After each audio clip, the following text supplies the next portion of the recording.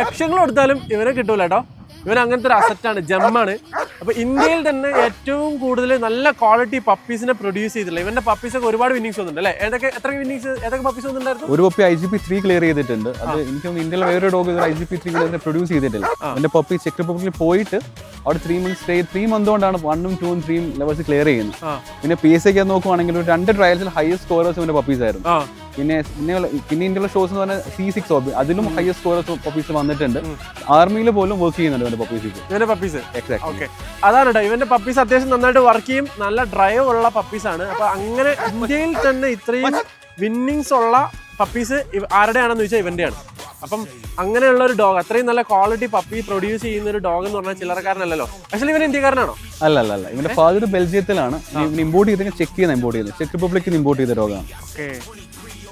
റാംസാക്ക് and റോക്ക്പിഞ്ച് എന്ന ഡോഗിന്റെ ഒരു legendary ഡോഗാണ്. അതിന്റെ സണ്ണാണ്. ഇന്ത്യയിലാകെ റാംസാക്കിന്റെ സൺ ഇവൻ മാത്രമേ പോകുന്നത്. ഇനിയിപ്പം നിലവിലൊരു 2 ഗ്രാൻഡ് സൺസ് വന്നിട്ടുണ്ട്. സണ്ണായിട്ട് ഇവൻ മാത്രമേ ഉള്ളൂ. ഇന്ത്യയിൽ തന്നെ ഒരു top notch, one of the top notch ഡോഗിൽ ഒരാളാണ് ഇവൻ. അപ്പൊ ഇവന്റെ ഫുൾ നെയിം എന്തായിരുന്നു?